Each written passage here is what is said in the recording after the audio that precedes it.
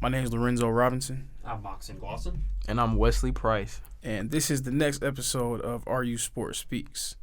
So it's kind of been a long time since we've been here. Just want to, ask you guys how you guys doing. I think it's been like 3 weeks since we've done one of these. So, how's everything going? Y'all doing all right? Doing good. Doing all right, man. NFL taking me for a crazy spin. Yeah. Let's just jump right into it, right? So, NFL free agency, a lot of crazy things happening. What's the one thing that has stood out to you guys so far in NFL free agency? Just free agency. As a Broncos fan, I'm interested. I'm not going to go full on and say excited about Russell Wilson, but I'm interested to see. It's been a long time since I've been excited about the Broncos QB situations. Probably since I watched, as a Georgia fan, I watched Drew Lock play, and I was like, he's going to be solid in the NFL, and then he wasn't solid in the NFL. So I was excited then, but this is the first time where I'm like, okay, this could be interesting. We've seen what Russell Wilson can be, and I'm excited to see how he plays. But that move, of course, we have all the Deshaun Watson craziness, but I guess now we've just learned that he is not. He has just flown back to Houston with his family, but those are the two big things that I've been following. I like Von Miller to the Bills. I like J.C. Jackson to the Chargers. Interesting for Christian Kirk to go to Jacksonville, trying to give... interesting to say the least. Yeah. They spent a lot of money on a subpar receiver room, but hey, I'm not a GM. Head scratcher for Pittsburgh fans, Mitchell Trubisky, I don't get it. But... See that one. Yeah, that's a Pittsburgh. That's a head scratcher. That's weird. Yeah, that's a head scratcher. I thought it was weird too. It'd been connected to all these big names and even some of those mid tier guys like a Baker or Jimmy G. Yeah, I don't get that one. I don't know if Trubisky is even on their level. It's crazy. I don't know. It's a short term deal though. I'm thinking that they're probably gonna just sign Mitch to be a bridge for a young guy. I think they're probably gonna draft somebody. Agreed. Yeah. So. Agreed. He'll probably end up being a bridge. I'm glad you brought up J.C. Jackson to the Chargers. For all the listeners out there, I am a Chargers fan, very loyal Chargers fan. It's not a bandwagon here. I've been beating my chest for the Chargers since about 2005, since I first saw those uniforms in Madden 05. I've been a Chargers fan, so this isn't a bandwagon right here. I'm extremely excited about what the Chargers have done in free agency. Signing J.C. Jackson, Sebastian Joseph Day from the Rams, obviously trading for Khalil Mack. So that's probably what I'm most excited about, just from a biased perspective. I think the most interesting signing of the free agency period, and I think it's kind of flown under the radar a little bit, Russell Gage to the Tampa Bay Buccaneers. Russell Gage was a really good third receiver for the Falcons this past season.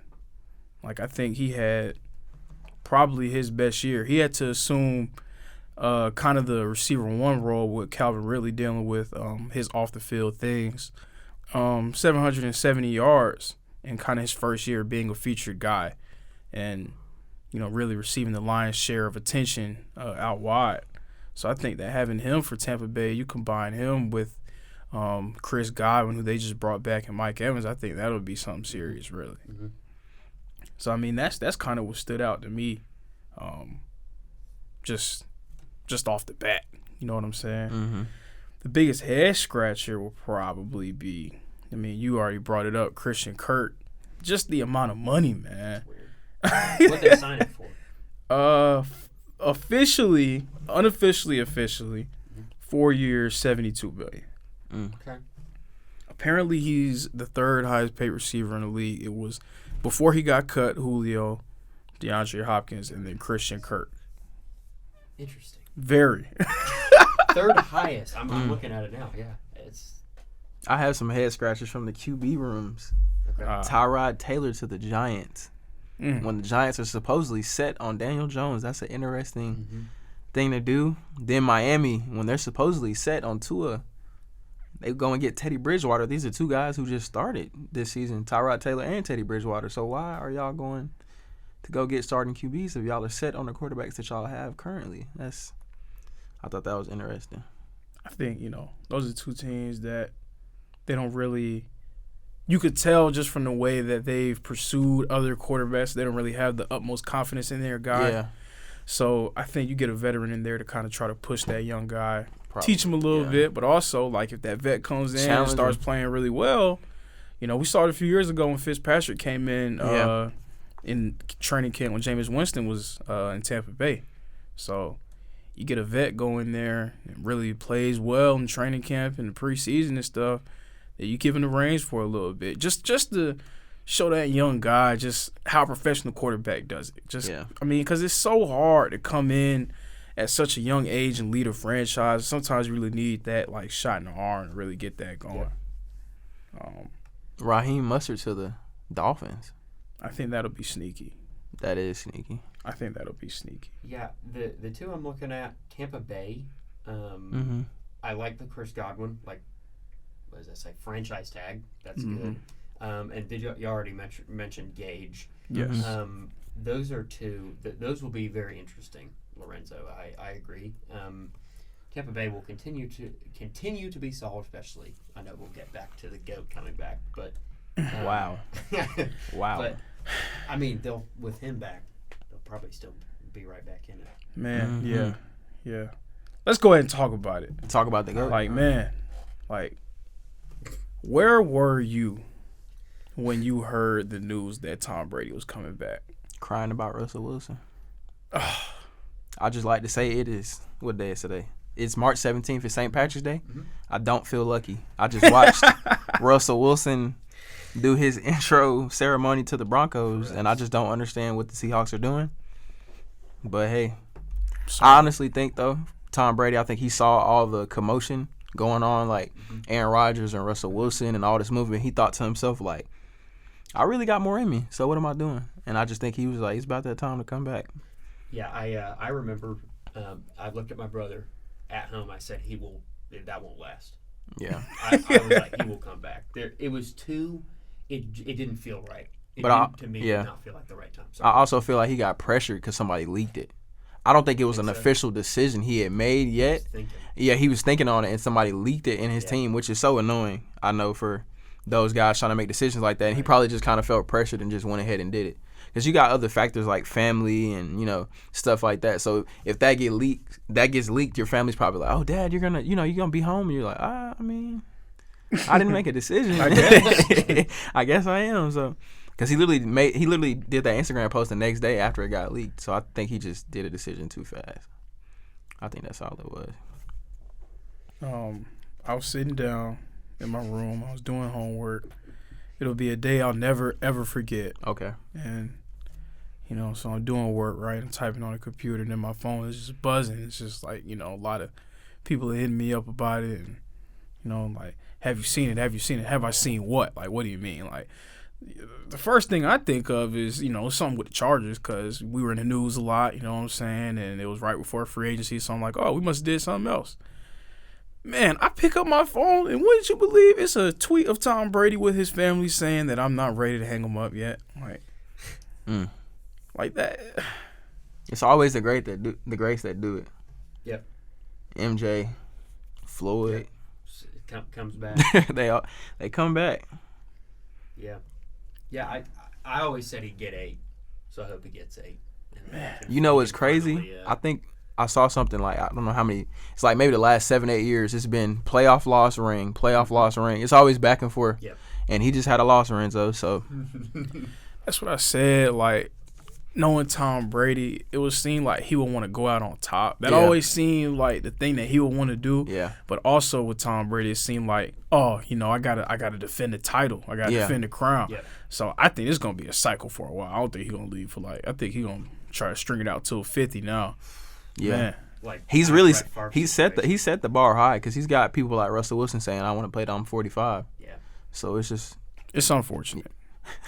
I'm sorry. I mean, we eulogized his career on here a few weeks ago. Yeah. We showed him a lot of respect, but now that he's back, like, man, the competitive juices are back flowing. Like I'm just, man, It's just it's a great day for football, but it's a sad day for fans who are hoping to see their team on top. Because, what a chance, yeah. Because it's just, man, it's just difficult. It's just a difficult day. It's just a difficult day. But we'll figure it out together as an NFL family. We're going to conspire against the Tampa Bay Buccaneers and keep them from winning another Super Bowl. Yep. So Now let me ask you something. Once he re-signed, where do you think their head went as an organization? As an organization? Not from like a oh snap, okay, we're back in the mix, but like okay, so we got to quit messing around and like try and get this to In the trade market? Yeah, just anything, because it's Yeah.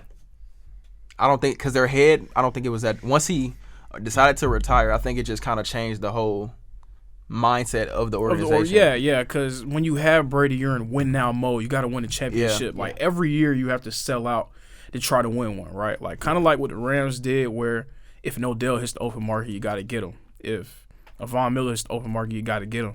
We saw Tampa Bay do that 2 seasons ago when Antonio Brown was a free agent and he cleared from his suspension. Yeah. Right. You got to go get him if he gives you a chance to win. Yes. Right. He's one of those win now guys as well. Yeah, but obviously, without Tom Brady, you're probably not making those kind of shrewd moves. You're more like strategically planning to like build out a team throughout multiple years.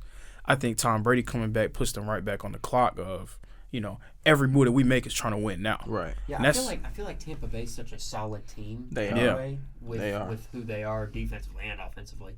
I think them having Tom Brady back is like, oh, well, Let's we got Tom back. I mean, Yeah. Man, just a sad day, man. Another I sneaky keep move I forgot reiterating about, it. It's Renzo? just a sad day. Oh man. Another sneaky move I forgot about. Who? Allen Robinson to the Rams. Oh, yeah, that just broke today. I forgot about that. Today meaning March 17th. That is wow. what is it with LA teams just stacking themselves? Dodgers. Man. It's because of the market. Yeah. People don't want to go and see a lackadaisical team. It's like the frustration with the Lakers right now. Everybody's looking like, man. Lakers have lost 21 out of the last 20. Oh, Sorry, guys, I know we're still talking about that Timberwolves just game, hurt me, I man. It's been watched that whole thing. What's it been? 3, 4, Oh, man. 25 plus point losses in a row. The Timberwolves, Awful. they were out there flexing Yeah, and talking. Carl Like, Anthony oh my Towns. God, Patrick Ah. Beverly. It was crazy. I'd Yeah. never seen a team get punked like that on. Yeah. Like that was insane. And there was nothing the Lakers could do about it. But, but man. Do they make the play in, or you think the T-Wolves get the play in? Oh, the T-Wolves already going to be in, but I think the Lakers are going to lose in the play-in. Of course they're going to lose in the play-in. They're terrible. Like, they're awful. Terrible roster construction. Russell Westbrook needs to hang them up. Like, Do you think retirement's the move for him, or you think he can go be? I think he could go be a triple-double king on a bad team. And Yeah, that's what probably people- make that's him a what people playoff think. team. I think Yeah. that's what he wants to do anyway. So, but Yeah. kind of to that point, that's why it's so hard for teams to get traction in LA, because you can't be mediocre in LA because there's so many different things to do. Like you could go to Hollywood, you know what I'm saying? Go to LA Live. You got plays. You got so much to do just around the area, and then you got other places in California as well. So if you throw out a mediocre product, like no one's gonna go see you play. Yeah. I think that's why you saw. Because as a Chargers fan, I've never seen the Chargers spend money like this in free agency. Yeah. Obviously, that pressure, not just from the Rams being across the hall winning, but the way they won it, going out and getting big-name guys and getting stars to get the fans excited. I think the Chargers want to take some of that back and really create like a foothold for themselves in that market. So I think that's a big reason why a lot of players want to go there too, because that's a huge stage. SoFi, that great stadium, you know you're gonna play primetime games. Like that's a big deal. I just want to know where the Rams got $45 million from to be able to pay Allen Robinson. That is a great question as well. That is a great question. Yeah. I was under the assumption that they were like kind of cash strapped or whatever. They just find money. It's probably because crazy. of Von Miller leaving. Open it up. I'm sure. Because I know they had probably offered him something and he probably didn't like it. Oh yeah. Him getting 6 for 120 is probably makes him the big winner of free agency. I would have never. Yeah. He got that. He got his second Super Bowl. He balled out. He played really well in his time in LA. So he showed that he still has it. So for him to do that and then get this bag, probably be the last big deal of his career. For him to get that, I mean, that's That's great. That's great business right there. That's great business. That's what hurts my heart about Odell getting injured as an Odell fan, because if he didn't get injured, man, I know he was in for some more money. I think he would have won. I think he would have won MVP. Yeah, he would have won Super Bowl MVP, no doubt. And his next deal would have been crazy because Yes. if Christian Kirk just went for that. just got $72 million, $72 what would Odell Beckham get on the open market? Man, They got Evan Ingram too. Jacksonville did. They did. Yep. yeah, I like Evan Jacksonville- Ingram, but Jacksonville just went on the spending spree. I don't blame them. They're trying to get better. They can't have what happened last year. yeah, Last year, even though I don't think that they believe that they're gonna be like one of the top teams, you got to be competitive and you have to put like NFL caliber players around Trevor Lawrence. Yes. No disrespect to the guys that he played with. Obviously, if you're in the NFL, you are one of the top players like in your profession. Right. But you want to be able to put like legitimate starter level players around your first round, your number one pick, to give him the best chance to progress. right. So Yes. that's why I like what Jacksonville is doing. If you have money, you have to spend it somewhere. But Jesus, Yeah, Jesus, though. they're spending it. Mm-hmm. They're spending it. I know we kind of touched on it a little bit, but Russell Wilson going to Denver. We have a Broncos fan sitting right here, and we have a Seahawks fan sitting right here. So I'm just gonna enjoy and think on this memory of when we beat y'all in the Super Bowl not too long ago. That was the That's best the- Super Bowl I've ever seen in my life. I'll just enjoy that memory. I mean, Isn't that crazy? That's where he went. that is, I didn't even think about that. Yeah. That's crazy. Yeah, and he chose too. He Wow. he picked. yeah.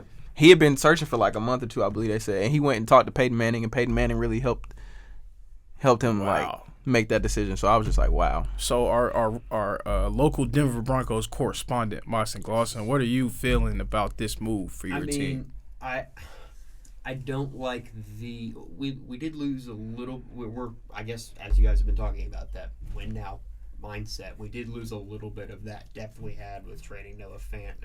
Not that Drew Lock was super good, but he still provided depth to us as a young quarterback. But I mean, as I was saying, ever since 2015, we have been like really down. I mean, really down. Haven't even had a playoff appearance. Not even one. You'll get one next year. Don't worry about it. 500.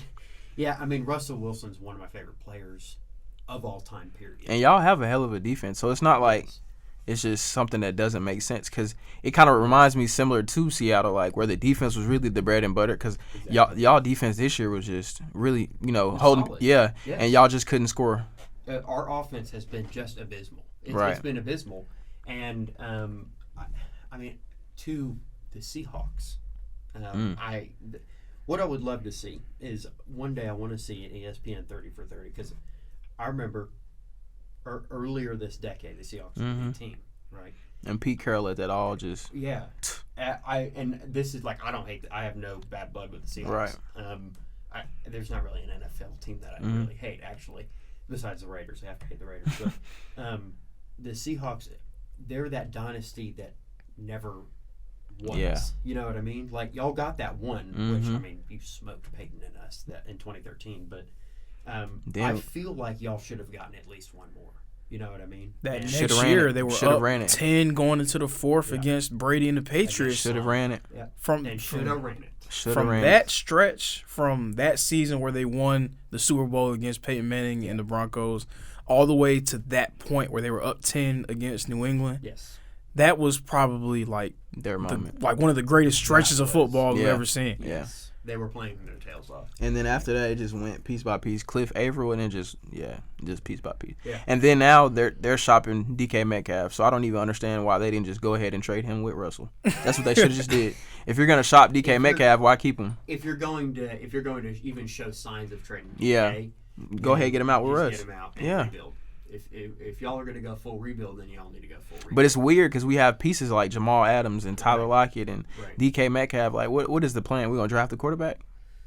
I mean, I don't know. I don't know what y'all are going to do. I don't know. quarterback. I don't think Pete Carroll it's a knows. transition time right I don't now think for Pete y'all. Carroll. I don't think Pete Carroll knows. To be honest. So looking at it first from the Seahawks perspective, I don't hate the move actually, because Really? I mean it felt like in recent years that Russell Wilson has kind of been trying to sneak out the door. He didn't want to just come out and say he wanted to trade. But I remember a report came out last year where he said, I'm not requesting a trade, but here are some teams that you can trade me to. And that's kind of saying it without saying it. Right. You ever seen a couple that won't break up with each other, but they always arguing? Yeah. That was the Seahawks and Russell Wilson. They didn't want to just – nobody wanted to break up with the other one. Yeah, but they both were like, we're really not unhappy, but we don't want to just get it – we just don't want to separate. And it finally was the last straw. No. It was some weird tension like the past 2 seasons. But it's because they wouldn't let that man – it went from defense to let Russ cook. But wait, we really don't want to let Russ cook. We're gonna give him cold grease, so he really can't cook.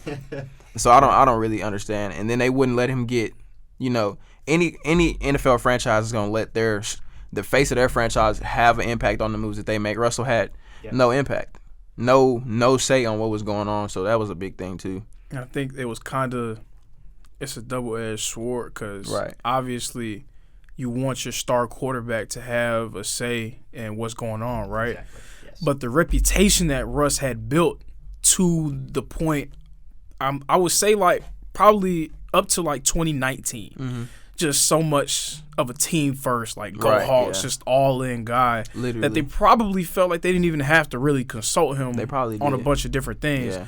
And then, Russell Wilson gets in the public eye a little bit more. You win a Super Bowl, you make all these Pro Bowls, marry Sierra.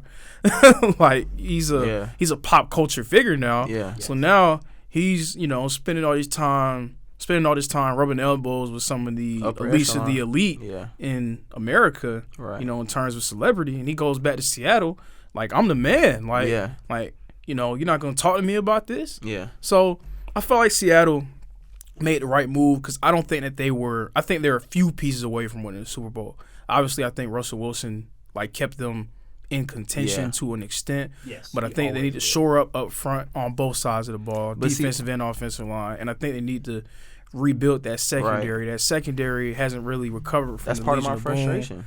And they had Shaq Griffin and let him go to Jacksonville is what I was about to say. Season. Because it just – I understand it. Like, you feel like you have offensive pieces. The O-line obviously never was just, nothing crazy, but Russ made it work.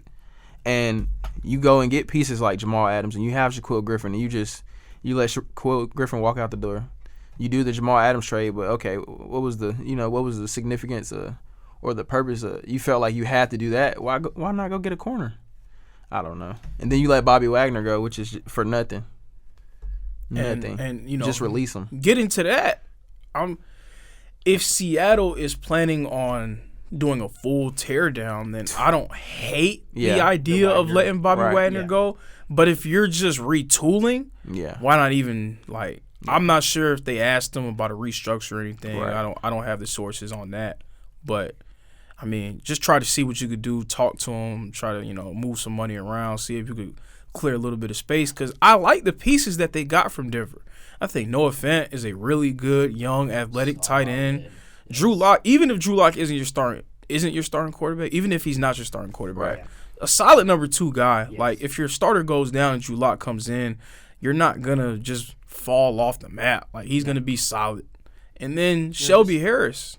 Shelby Harris, I thought, was Denver's best interior D lineman last season, and bringing him from Denver, I think, is another really solid pickup. And then, of course, you got the picks that they got. So Seattle has some pieces now to try to work with. I don't think that they should probably fully tear it down. I think they should see what they could do and, see what they can get out of these picks, see what these guys that they got from Denver can do, because I think that they're still a solid team.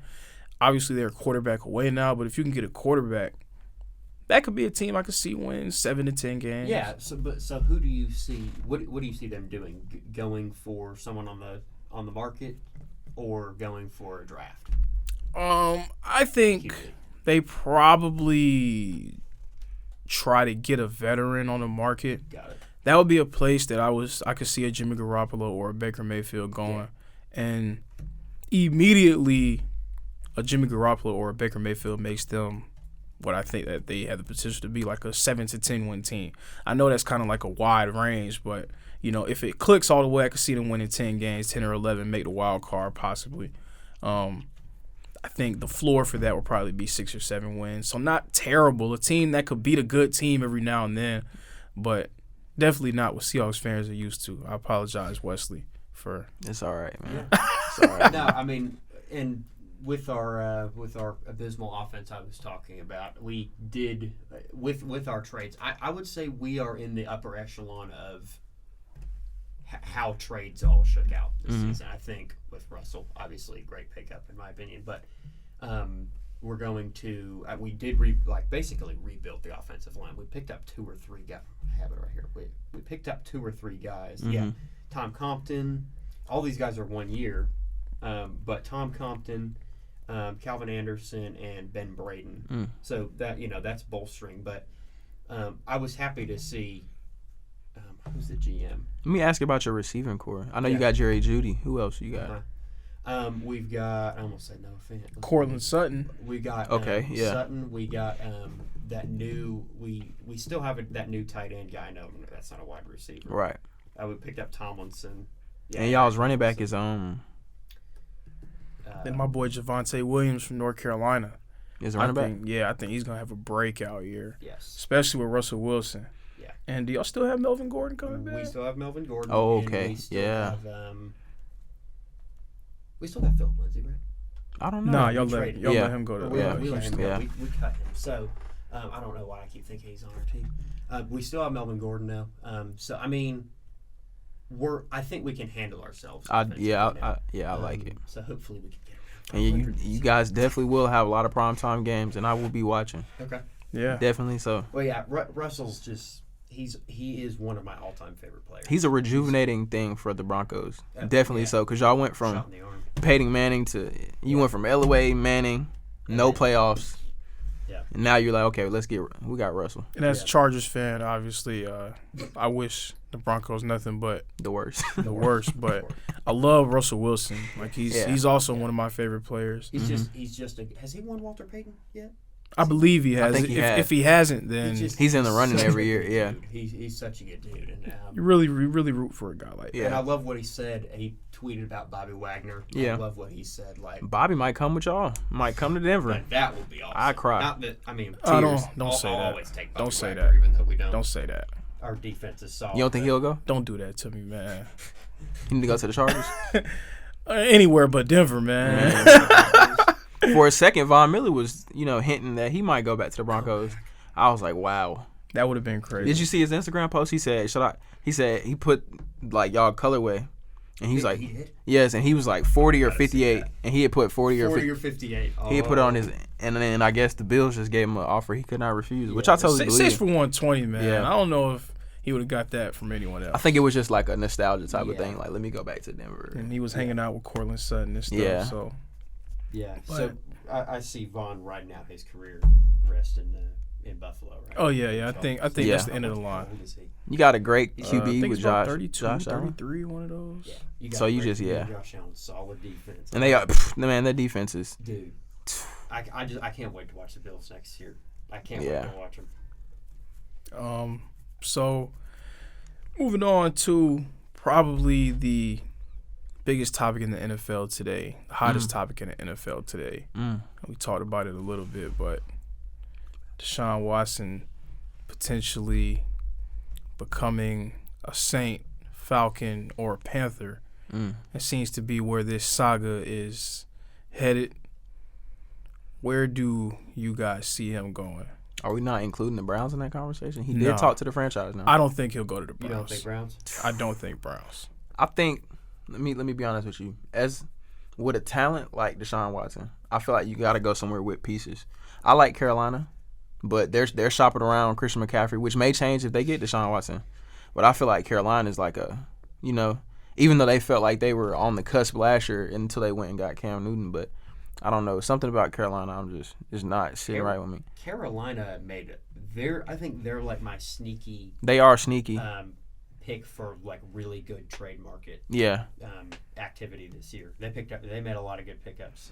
But I do like the Saints though, like Renzo said, for if he wanted to go there. But I mean, Sean Payton's offenses with. He's gone. Sean Payton's gone. I mean, yeah. That's what I told Renzo. I was like, without him there, we're talking about yeah, him, and I was like, oh crap. and it makes it just like it's almost an uncertainty. Exactly. Because you know what the culture is with New Orleans. You know you got Alvin Kamara, Michael Thomas. Michael Thomas is coming back. Yeah, he's back. So and then you have pieces like that, and you're like, okay, so this is a beautiful city with I love to play here, but it's just uncertainty from that standpoint with not having that Hall of Fame coach that would have been there. Yeah. I mean, they're still gonna have the same OC from last year. Okay. I know it won't be Sean Payton, and I know Sean Payton probably had a very large role in crafting the offense, but there will be still some continuity in terms of concept. Yeah. But a guy like Deshaun Watson, it would be great to see him with pieces. Obviously, you want to see talent, have a chance to be on the biggest stage. Like when you think of the quarterbacks that we had down the stretch play in the playoffs this year, talking about a Mahomes, a Josh Allen, a Burrow, Stafford, Jimmy Garoppolo. Y'all want to talk about Garoppolo? Garoppolo and Carson Wentz, right? Garoppolo is he still? He's in limbo right Jesus. now. When I tell you nobody wants to touch that. Yeah. But when you have guys who are very talented in this league, you want to see them play at the highest level. Mm-hmm. I just think that it would be such a feel-good story for him to come back to Atlanta. Obviously, it would. He went to Gainesville High School, so Metro Atlanta area. He was a Falcons ball boy growing up. Yeah. He has a relationship with Arthur Blank. Mm-hmm. I just think that would be perfect, and especially everything that he's been through in terms of the legal side and off the field stuff. I think it would be great to just have a team that he knows would stand by him. Right. Because the Falcons putting on this full court press to get him. That if anything happens, they're gonna stick by their guy. I think that would be the big. I'm sorry to cut you off. I think that might be the biggest thing for the Falcons potentially since Michael Vick. Since that Super Bowl loss as well, that they fumbled they fumbled that. But Michael Vick, just for the culture and the excitement for the fan base, Jesus, that would be big for the city of Atlanta. I mean, I commend any of the Falcons administrators, head people there at the front office that are going after Deshaun Watson, despite other people being like, "Oh, I'll have no other contact or connection with Falcons if they go after this guy." Right. People acting like we were talking about before the show. People acting like, they don't have skeletons in their own closet. Right. I'm not well acquainted on the full story of Deshaun. I know that there was a ridiculous number of women that have come forward about it, but he was cleared of the he was cleared. Yeah. But in the eye of the law, then this has happened. We've seen this happen so many times. Right. I think we talked about it before. Deshaun, nothing is said, and then right when he starts to talk about making a move, this happens. You know what I mean? And we've seen it happen. And that's the thing too. I know it's a lot of sneaky teams that have not publicly said, we're shopping the Deshaun Watson idea. But I know I'm pretty sure, unless you're just, you have a franchise guy, I'm pretty sure it's all those teams in the league, even though people haven't came out and said it. But because that's one of those situations where you just completely change your franchise with one move. Even if this league, for who knows why they would, but they potentially could maybe suspend them 4 to 6 games or whatever, it's still a great move. Yeah. So. And to piggyback off that, Lorenzo, I don't mean to take the spotlight. What do you guys think about Matt Ryan's situation? We've seen this guy be loyal to Atlanta for a long time now. So what do you think about? I think. Oh, go ahead. I was gonna say, in loyalty, you love to see it in sports. Of course. You love to see someone really just stick. Especially now. Stick with the team, because it's not like how it used to be. But at the same time, this is the culture we're in and the environment that we're in. People want to win now. That's just genuinely how it is. And Matt Ryan, just a couple years ago, was the MVP. Mm-hmm. So people were loving Matt Ryan. But I feel like you also see some situations where maybe they hold on to quarterbacks too long. Like maybe Pittsburgh and Ben Roethlisberger, like situations like that. That's a good example. But I feel like it's a what's that Janet Jackson song? What have you done for me lately? That's how it needs to be. True. Yeah, that's true. Last 4 or 5 years, he hasn't. I mean, he hasn't shown that since 2016. Yeah. That just explosiveness. So I feel like that's what you have to reflect on. You can't reflect on the nostalgia. You have to look at what have you done for me lately, because since that Super Bowl I haven't seen it. Yeah. I haven't seen it in him either. In terms of Matt Ryan, I do feel like I kind of I'm not a Falcons fan, but I do think that like there should be a little bit of context when it comes to his career. I think obviously he's not Brady, Rodgers, Manning. Like he has just been like a hair below those top guys, but I think he's kind of securely been like on that second tier for pretty much his whole career. Yes. I think he's been a really, really good quarterback for a long time. If anything happens, I just don't want to see him end up in Houston. I don't want to see him just banished to a team that's going nowhere. Yeah, that would just be awful. I think that if he goes anywhere, I'd like to see him like in Indianapolis or Seattle. I think Seattle could use a Matt Ryan, a veteran quarterback, got some weapons for him. I think he still has plenty in the tank. I just think he needs to be in a situation where he has some pieces. I think he might need a breath of fresh air. Yeah, it might just be what he needs. I think that he's just coming off a year, 2020. He threw for 4,500 yards, 26 touchdowns, 11 picks. I mean, that's solid. That's more than solid. So I think you put him in a situation where he has some consistent weapons. Obviously, last year, Calvin Ridley going through his mental health issues and having to step away, and Kyle Pitts being a rookie and getting a lot of attention that he probably wasn't expecting to see his rookie year, and then Russell Gage now being your number one receiver, and that was kind of like a rung a little bit too high for him. So, and I know Matt Ryan can be a game manager. Yeah, definitely. So at least for a playoff team. At least. Genuinely, I'd rather see Matt Ryan on the 49ers than Jimmy Garoppolo. I think if Matt Ryan's on the 49ers, they're a Super Bowl. That's what I was going to say. They're a team that can win it. Yeah. Like, really. That, I wouldn't even constitute that as a hot take. I think that is almost like common sense. Yeah. Really, if he were to go to the 49ers, that seemed like, because we know that Matt Ryan can at least be, y'all can correct me if I'm wrong, he has that consistency with his veteran status that Jimmy Garoppolo, we all know, has not provided consistency. I just feel, I'm going to be honest with you, I feel bad for guys like Jimmy G, Baker, because these, I'm not saying that they're top tier guys, but it is tough to play quarterback in the NFL. And then you got a guy, Jimmy G, who was underneath Tom Brady basically his whole career, and then so that pedestal that he was immediately put on, I feel like we gotta let guys earn it instead of trying to give them too much too early, because Baker had a lot of pressure on him from the get-go too. Yeah. And you gotta look too, and then you comparing it to other guys in the class like Lamar Jackson and stuff. And I understand it, but Baker, like him requesting that trade today, he probably needs a breath of fresh air too, because him in Cleveland is just, I don't know, it just might not be what's best for him. Yeah, Baker's an interesting situation because he was such a high brand when he was drafted. One of the best college quarterback careers we've ever seen. In modern history, and it was almost like he was set up for a letdown because of how that all played out at the end of his career and his amazing 2017. It gave me like Tim Tebow-esque type vibes, honestly. Exactly. And then I don't think I can, obviously some, but organizations just moving heaven and earth for a quarterback like that and genuinely saying like, you're our guy. You're our guy. We're gonna, because they have defense off it. They really made moves for that young man, and it just, a lot of pressure. Yeah, a lot of pressure. But then you look at Lamar Jackson. He's killing it. So I mean, but you gotta think Lamar Jackson. Even though yes, that is true, Lamar Jackson was a great college quarterback, but that he had faith in himself. He had a chip on his shoulder. He knew that the whole world counted him out. Right. And he just. But even with Lamar Jackson, I mean, the Ravens have always been with Lamar Jackson solid. But when he came in, he wasn't their guy.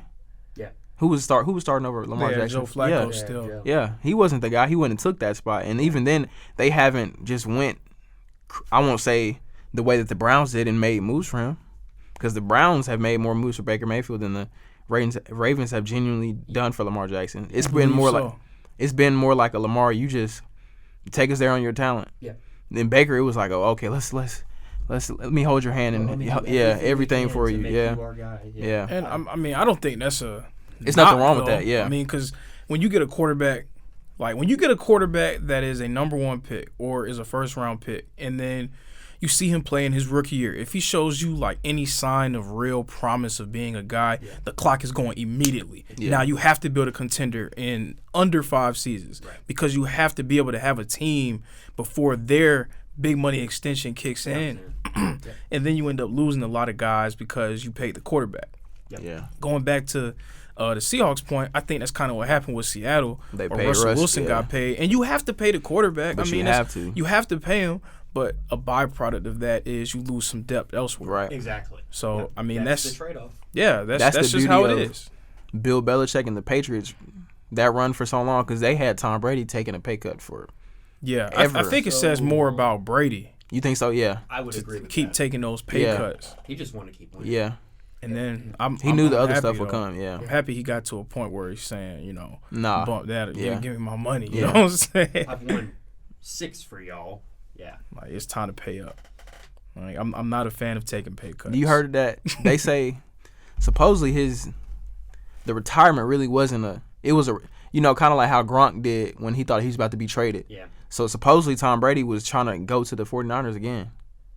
I did hear that. I heard that. And that was what the retirement thing. I know if that was, but I would not be surprised if he was like genuinely trying to kind of nudging them. Yeah. Almost nudging Tampa Bay. I'm sure it was a thought in his mind, and he's a California kid. And I believe he grew up a 49ers fan. Mm-hmm. Yes, he did. So I'm sure there was a thought in his mind, but I don't think that was the purpose of his retirement. I think he legitimately felt like it was the best time, and then he kind of saw the chaos that was happening in the NFL, like teams tripping over themselves trying to build contenders and stuff. So it's like, hey, we got a situation where we got a really good defense, we got some weapons on offense, a few guys in free agency, and a little bit of money to play with. Why not just see what I could do? Right. So it's unfortunate, though, that he came back for the league. Very unfortunate. I have to keep reiterating. Very unfortunate. For the league, I mean, I love to see Tom come back. I empathize with you though, Lorenzo. I mean, he's always in the spotlight. Right. He's been like that. But you got to understand. Yeah. Born. Go ahead. No, I was gonna say I definitely understand the empathizing, but all those players, man. Yeah. They literally were saying it just didn't feel right without him there, and it's gonna be really genuinely weird when we know he steps down and it's like, no, I can't do it anymore. Because even after this year when he retired, everyone was scratching their head like, you just had a great year. I believe he led the league in touchdowns and everything. Yeah. He went out like on his shield on that touchdown against the Rams to tie that game up. Yep. So he was still playing at a high level. I just don't like seeing legends playing past that point. Right. Like it pained me to see Peyton Manning kind of struggle to push the ball downfield that last season. Yeah. Just like it pained me to watch Kobe Bryant like labor through his last season. Yeah. And Paul Pierce like be a bench warmer on the Clippers. Like when you have these legendary you have these legendary sports figures. You don't want to you want to remember them when they're at their peak. You know what I'm saying? So. It's the idolization that we have of being fans. We want to keep that memory, but you got to understand that's the tough thing about athletes. We're stubborn, man, prideful. You don't. Sometimes you like, I still got it in me, and you just don't know when to you hang don't it know up. When you're not at your peak. Russell Westbrook. Oh man, but you know what's crazy about that? I genuinely don't think obviously he's not at his peak, but like you said, he could go be a triple double guy. It's not the talent.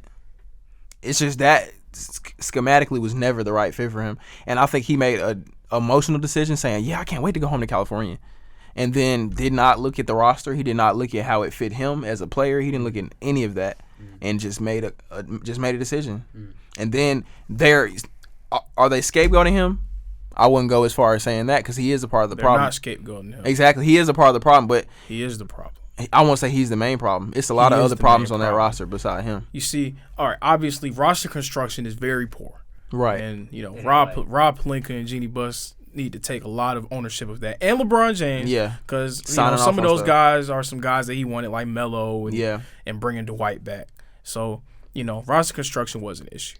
So I think everybody who was involved needs to take accountability for that. Right. I think Russell Westbrook also has to take accountability for the way that he's been playing this year. Correct. Seems like his heart's not in it. But I also feel that from. But I feel that also from. I just think he's lost a step in terms of his athleticism. Yeah. He's an athletic point guard and he's going 100 miles an hour, right? Yeah. So whenever you're an athlete and you lose a step, Yeah. it's not going in a straight line that you lose a step on. Because I'm pretty sure that Terrell Owens can go out on the football field and still run like a 4-4, 4-3 in a straight line, go up and go get it if you throw him a jump ball. Yeah. But it's the ability to decelerate and to control that speed that really leaves you when you lose that step. Yeah. Like Russell Westbrook, one of his patent moves was that dribble pull-up, that mid-range. And he would get so much elevation on it throughout his career, and it'll help him hit it.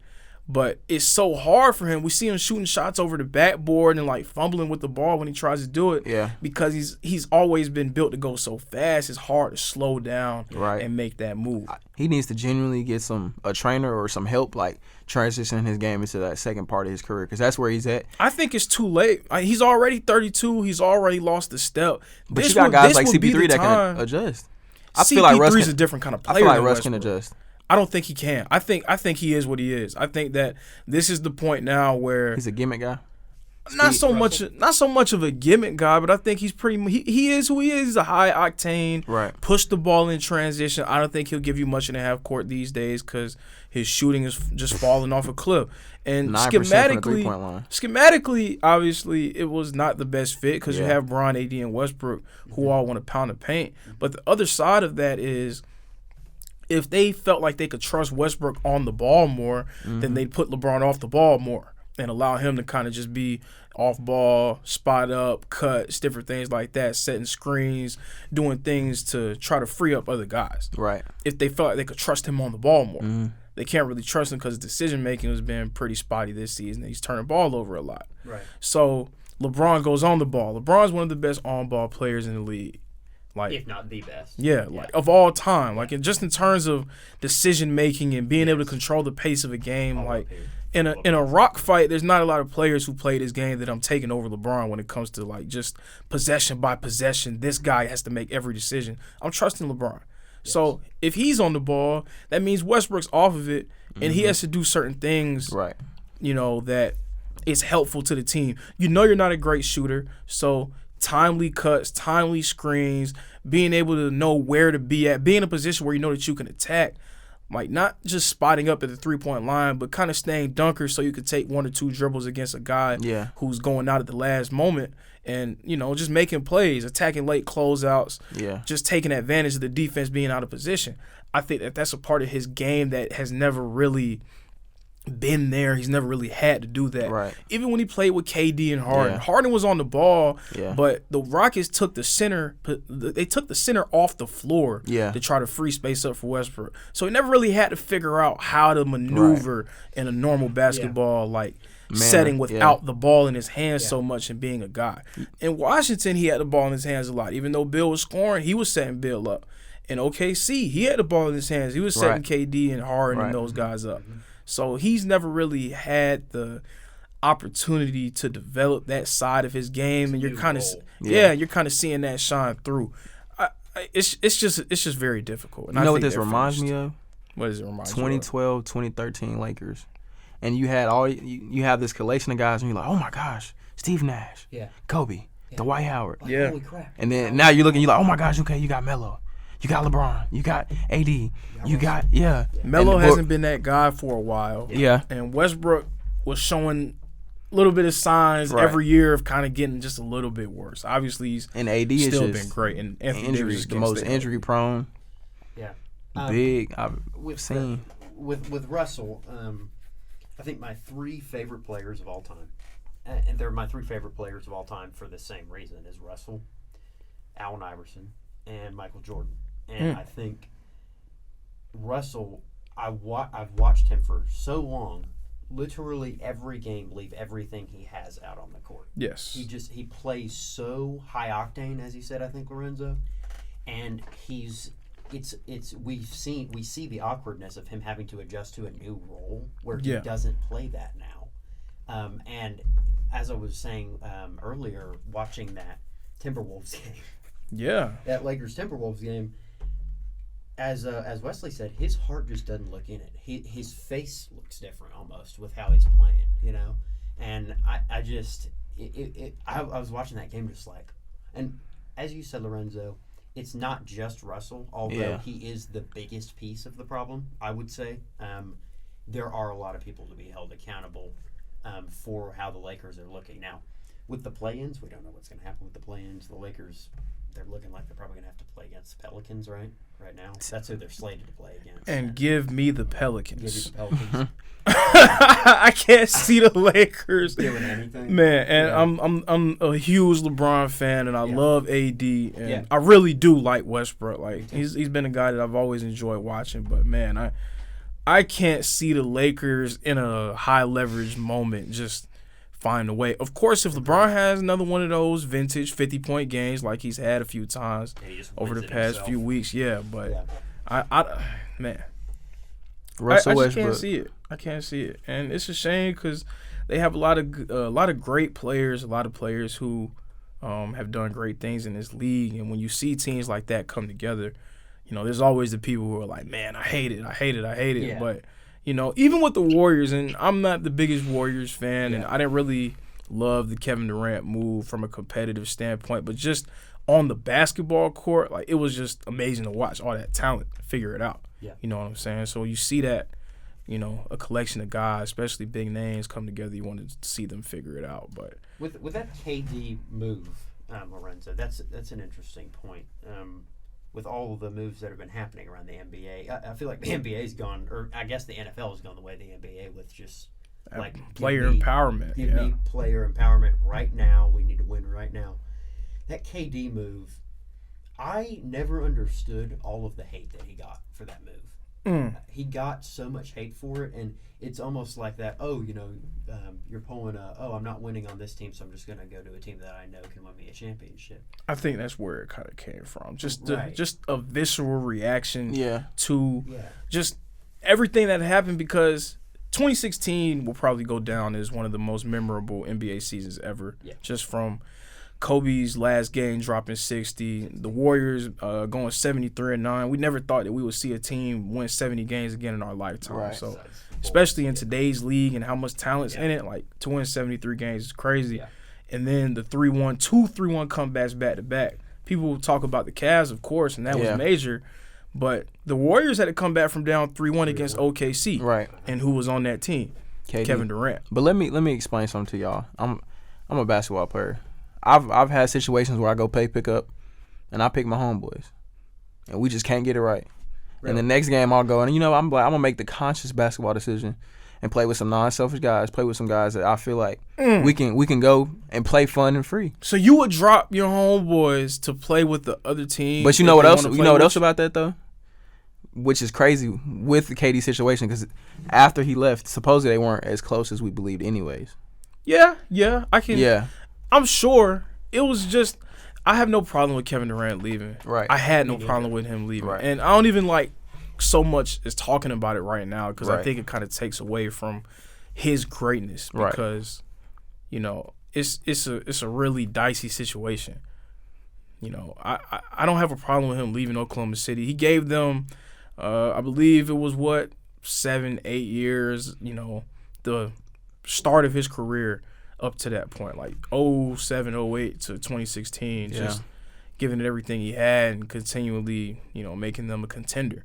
So I don't have any problem with him leaving. It's just the fact that you were up 3-1 in a series against that team, and then you go to play with that team, it just didn't feel right just as a basketball fan. Now, of course, as a basketball fan, taking context out of everything, taking biases, taking just what we know about off-the-court stuff out of the game, just to see the collection of talent of not Russell Westbrook. We're talking about Westbrook so much, but Kevin Durant, Steph Curry, Klay Thompson, Draymond Green on the court together and figure it out. Like, that was amazing. That's something that we probably will never see again. Just 4 guys in the prime of their careers, at the peak of their powers. Yes. That was a special moment. And, continuing with special moments in the NBA, we've seen the MVP race just kind of go to another level. Ja Morant has a game where he's dropping 50, and then we're getting Jokic dropping 40-point triple-doubles, and Cat B 60. doing what he does. Yeah, Cat getting 62. Bron dropping 50 twice. Kevin Durant dropping a 50-piece. It's just everyone's just going crazy. Can't forget about Giannis. Giannis doing his thing. So the MVP race this year is very, very interesting. It's so many great players in the league today that I don't think that – because sometimes you can kind of decide the MVP like by December or January, just the way the season is going. One team is playing so much better than the others, and that guy is really carrying it for them. You can kind of just say, you know what, this guy's probably going to win it. And 9 times out of 10, you'd probably be right. Like, I think when Giannis won MVP, what was that, 2020? I think around December or January, it was pretty much kind of like wrapped up that Giannis is probably going to win it. LeBron was doing his thing in a few games, and I think LeBron, you know, should have gotten a little bit more love when it comes to winning MVP in that situation. I don't know if he should have won it, but just a few more votes and a little bit more consideration. But it was pretty much open and shut that Giannis was going to win all year. I think with the way that the league is right now, I don't think that it was at that point then, and I don't even think we're at that point now. And we're in March, and the season ends in April. So in terms of just a top 3, it's so tough because so many guys is playing so well. And Ja, I love what Ja's doing in Memphis. We talked about it on a previous episode. I just love what Ja's doing in Memphis. Man, like, it has them, I believe they're the 2 seed in the East, I mean, in the West, right? So I just love what he's doing. But third, I got to go Giannis. You know, Giannis is putting up numbers very in line with what he's done throughout his career in terms of points, rebounds, and assists. Like, obviously, one of the best stat sheet stuffers of all time. And his game is starting to round out, which is getting very scary. He's starting to work a little bit more in the mid-range area. The jumper is starting to fall a little bit. Like, it's going to get to a point where no one's going to be able to stop that guy. And I think we might even already be at that point. So, stronger KD. Giannis at 3, Embiid probably at 2. And I don't even want to call it 2, probably 1B. It's just so close. He's the engine for that 76ers team, scoring in the post, taking other bigs off the dribble, shooting jumpers, mid-range shots. He could just get to any spot on the floor he wants to and attack. And he doesn't just settle for jumpers. He's not just, you know, standing behind the line the whole game settling. He's trying to attack the basket as well. Like a true modern-day big man that's kind of dressed up like a big man from the past, like so big and strong, but has these guard-like skills and being able to shoot. So, I mean, he's crazy. But number 1, I got to go Nikola Jokic. I got to go Jokic. Like, I have to, back-to-back. It's just, man, Denver, I believe Denver is the 6th seed in the West. So, it's not a team success story.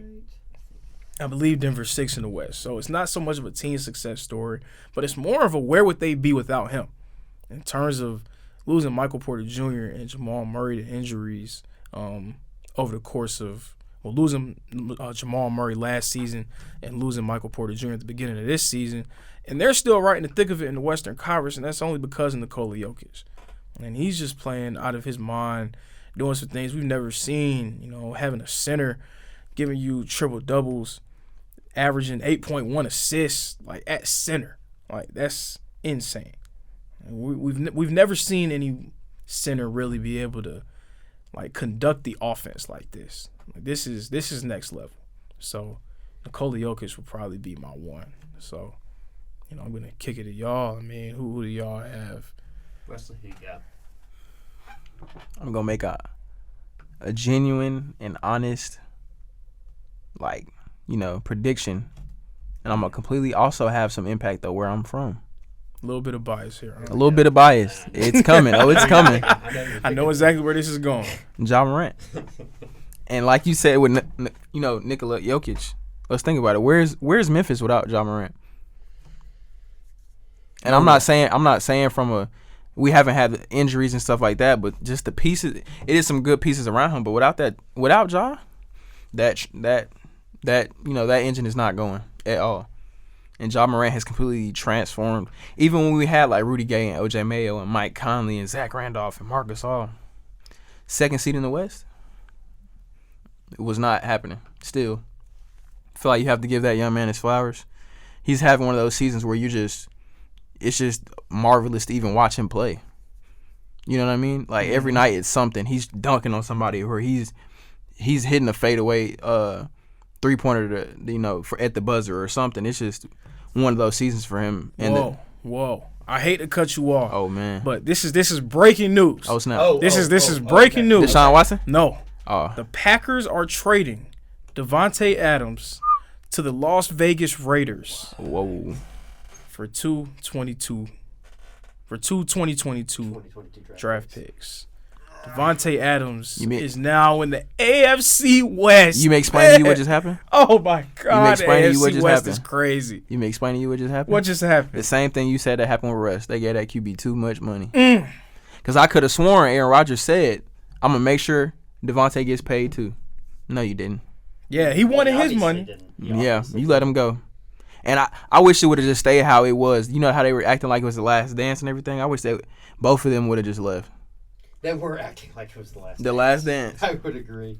Wow. Wow, Aaron Rodgers. I was just about to say, it almost feels wrong. It's either both of them stay, yeah, or both of them should have gone. You should have gone. That's crazy. Who are you throwing to, Aaron Rodgers? No one now. Unless they go get DK Metcalf or somebody like that. Valdez Scantlin's out of there. Davante. Oh man. And he already. Oh no. Look, he already fumbles in the playoffs. Oh no. Aaron Rodgers already fumbles in the playoffs. So let's go ahead and take away your best receiver. West. Wow. This is a Chargers fan and a Broncos fan just currently grieving about the situation that's just gone down. Who do the Packers go get for help? You think they're going to pick up Julio as a veteran guy? I don't know guy? if they have any money to get anybody. That's the thing. Yeah, I was about to say. You go get Julio the veteran's minimum and go get Jarvis Landry. Will Julio take the minimum? No. I mean, I'm sure he probably wants some type of deal. Oh, man. And if he goes to Green Bay. He just was injured in Tennessee, though, as well. You got to keep in mind. But if he goes to Green Bay, he might be expected to be the one. They can give him some jump balls. Now here's the thing. I don't know. I can see Jarvis Landry going genuinely on a vet minimum. Yeah. Is that the piece that the Raiders need to get really deep? No. They showed some signs last year. No. I don't. I think that last year in the NFL, you could tell how a team. You could tell the amount of turnover a team is going to have from year to year based off of how they fare in one-score games and how many one-score games that they have. And the Raiders were very, I don't want to say lucky, but they were very successful in winning. They were very successful in winning those one-score games. Yeah. So it's kind of hard to replicate that success in back-to-back seasons. Yeah. But man, Davante Adams makes them a lot better. They needed a weapon. They needed a real receiver. But it's wow. Whew, I remember them trying to find guys throughout last season, like trying to find. Yeah. Just after what happened with the Henry Ruggs situation and not being able to find that missing piece in their receiving core, Davante Adams is huge to pair with Derek Carr. Yes. But I just don't think yet. Not yet. And you got Hunter Renfrow in the slot and Darren Waller. People forget about Darren Waller. Darren Waller, he was hurt a lot last year, so I think people kind of, a little bit of out of sight, out of mind. But, man, that is going to be – that division is crazy. I was about to say, Lorenzo, we've got the super juggernaut that is the Kansas City Chiefs. We've got the Raiders. We've got the Chargers, who are solid, I think, a playoff team. And now we got the Broncos picking up Wilson. That is this division, best division in football. What's up with the NFL? Y'all go load stuff like that, and then just let the Cowboys be the best team in their division. Come on, man. Come on, man. No one wants to play in the NFC least. NFL NFC least. Man. Wow, man. This is crazy. We got breaking news on the podcast. I'm genuinely disappointed with Aaron Rodgers. He did say that. Yes, he did say it. Well, he said he was vaccinated as well, so I guess he says a lot of stuff. He lies again. And more breaking news on this front. The Raiders are giving Davante Adams the extension he wanted, 5 years, $141 million, the highest paid receiver in NFL history. And that's what he was looking for. Yeah. That's what he was looking for, man. I'm happy for Davante Adams. Wow. But, man, then you get to live in Vegas, baby. Yeah, Then no way does Julio take the veteran minimum. No. The But receiver no, let's just. market. But is you have to very genuinely robust. consider what's been going on with Julio. Mm-hmm. He just was injured in Tennessee. This is also a big part of that as well. So Yeah. I don't see him getting nothing crazy, but I can see him seeing maybe something or just something with incentives in it too. Yeah, all I'm saying is he'll ask for more. Some Yeah. of incentives, yes. He'll be asking for more, especially out Wow. If Christian Kirk can get $18 million a year, then I can give Julio what? Maybe 15, at least for a season, like a 1 year. How old is like, Julio? Mid-30s, I believe 32, 33, one of those. Julio Jones is 33. So You giving Julio? for 1 15? year, 15? for 1 year, 15? 15 million, I would. It's not gonna hamstring me going down, going Yeah. into my future. Just for 1 year or 2 years even. Like, Yeah. But man, Devontae Adams to the Las Vegas Raiders. That was a live reaction on the podcast Wow. to this monumental NFL news, and man, it's just crazy. We haven't seen this much player movement in the NFL. Green Bay does some interesting Probably stuff, ever. man. I mean, Oh, you could say that. it was a thing where if Aaron Rodgers wants to come back, you can't tell him no, right? Like you can't tell him no. So Aaron Rodgers comes back. You pretty much give him the chance to name your price because with him coming back, you've basically given him the reins of your franchise. Like it's your team. We're sorry for drafting Jordan Love. Like, Yeah. We're sorry for not including you in decision making. Like we're capitulating. Like it's yours. What do you want? How many years he signed for? 3 or 5? I believe. Aaron Rodgers. Yeah. I believe he got 4 years. 4 years. 4 years and close to $200 million. And Aaron Rodgers He is. is a 4-year, $200 million man. And how old is he? I believe he's like 37, 38. And Okay. I don't know if he'll Okay. play out the full deal. Yeah, but which is I I think was it's wondering just as a well. thing where Yeah. he's gonna finish his career in Green Bay. Okay. He's 38. Okay. Yeah. So Man. you have to pay him, but once you pay him, we were just talking about it. It's hard to fill Yeah. out the rest of that roster. But you got to genuinely think too. They must have some idea of who they're shopping for that Man. receiver room. do you Yeah. think To let- so? Now they have to. Who's on the market though? Jarvis that could give Landry. them Devontae. I don't know No, if he gives you. I'm not Devontae saying he Adams. gives you Devontae Adams, but I'm saying I feel like you can go get some pieces that might equate that level of production that Devontae was giving you for a cheaper price. Is Julio Jones plus Devontae Adams? I mean, is Julio Jones plus Jarvis Landry equal to Devontae Adams? They can I don't think so, man. And I really like Jarvis Landry and I really like Julio, but I'm not sure that it's just the 1 + 1 = 2 type of thing. Yeah. Devontae Adams is so great. Now, I thought that they needed to get another weapon to pair with him, like more consistently, so he wouldn't just get bracketed in the playoffs and teams would just send everything they have to him. But man, trading him, man, it's gonna be hard to see Green Bay come out the NFC at this point unless they really do something to get some weapons. Cause And these other That's teams tough. interested in Jarvis Landry: the Chiefs, the Bills, the Packers, the Saints, and the Falcons. Wow. The Chiefs, Bills, and the Packers. That right there alone is just says something about. I could see him in Buffalo and I could see him in Kansas City, but I can't see him deciding to go to Green Bay now. I don't think that he'll sign up to go. I can 'Cause see him I- being a complimentary guy to Tyreek Hill, Absolutely. Tyreek Hill and Travis Kelce, you added Jarvis Landry to that. a hard hitter, somebody who willing to put their head down and Yeah, get those tough yards. You can't just load up the coverage on Tyreek and Travis Kelce anymore because you have to account Then for you got some Jarvis trick Landry. plays he can throw it to and do some things. So, but man, It's Green Odell- Bay- says on Twitter, Derek Carr doesn't win MVP with Darren Waller, Hunter Renfrow, and Devontae Adams because he's trash. Wowzers. man, that's a heck of and a he's- base right there. He's it says the guy also said he's reuniting with Derek Carr because they both went to Fresno State. Fresno State. Do you think the Rams re-signing Odell? Yeah, been I think it's been very hush. They Yeah. they have leftover money after signing Allen Robinson. But what do you think? Yeah, I think they re-signed Odell. I think that Allen Robinson was just a little bit of insurance. Because Odell and Robert Woods are both coming back from ACL injuries. Mm-hmm. So I think that Allen Robinson Or do you think maybe Jarvis and Odell pair up again somewhere? I don't think that's happening. Not because they don't like each other. I just think that Odell just has such a great situation in LA that I just can't see him deciding to. Yeah. He said he was very close to going to the Saints and then changed his mind last minute. And what a great decision that was for him, because Yeah. he would have been getting the ball from Taysom Hill and Ian Book. So, Me and Taysom Hill throw about the same. man, this is wild. Wow. So I guess we should just kind of end it on that. I mean, just a little think bit that's a of good one. little bit of breaking news on the podcast. I know Packer Nation is conflicted. Oh yeah, I got to talk to all the Packers, Packer fan friends I Yeah. have. But signing off, I'm Lorenzo Robinson, I'm Moxon Glosson. And Wesley Price. and this has been the latest episode of Are You Sports Speaks.